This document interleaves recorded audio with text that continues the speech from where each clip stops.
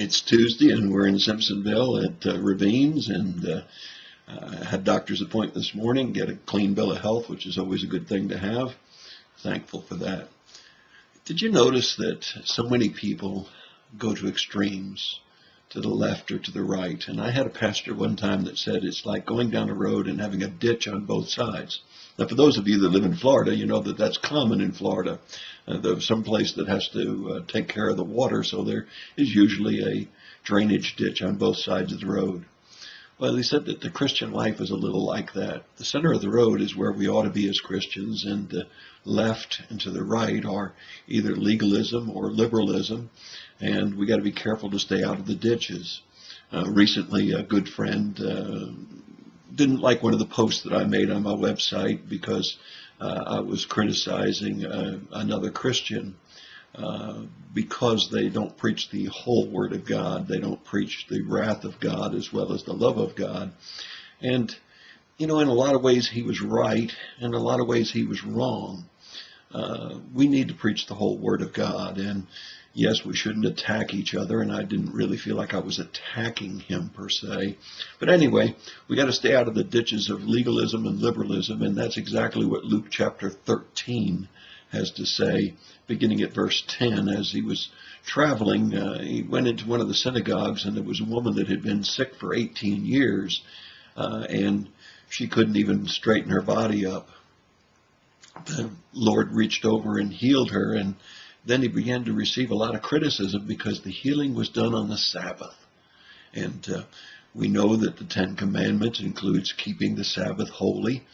And he quickly rebuked them, and he said, "You hypocrites, does not each one of you on the Sabbath untie his ox or donkey and lead him to water so he can drink?" This woman has been had been sick for 18 years, and she's just been released from the bondage of that sickness. And we know on many other occasions he said, "Is it wrong to do right on the Sabbath?" Well, we're supposed to keep the Sabbath. There's no question about that. And at the same time, we can get legalistic about it, as some of the Jews that live today won't even push a button on the Sabbath because they consider it work, or they'll only take a certain number of steps because it's work. On the other hand, there are some that treat the Sabbath just like any other day, and would go out of their way to do anything that they wanted to do on the Sabbath and not give a thought of the Lord, much less go into his house for worship. So we got to be careful of those ditches of life, don't we? Where we become so legalistic that we miss the whole point of what the Lord wanted us to learn. And at the same point, we can be so liberal that we allow things to go on that we know the Lord would not be pleased with.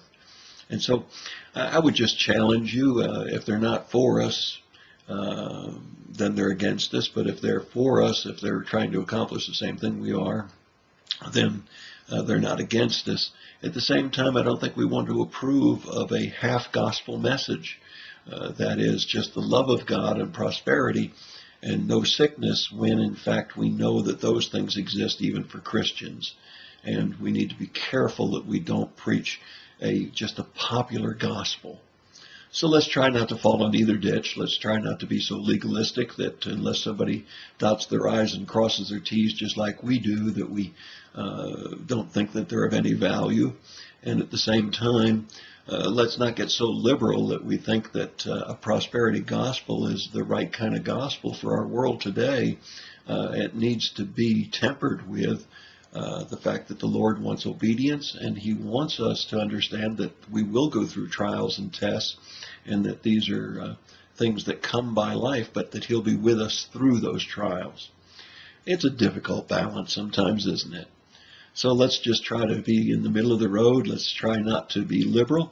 Let's try not to be legalistic, and let's encourage anyone that's winning souls. However, let's not encourage them to the point where we tell everybody that the gospel is just sugar and spice and everything nice. It does call for discipline, and it does call for obedience, and there is a wrath with God and a displeasure with God, and we need to preach the whole gospel.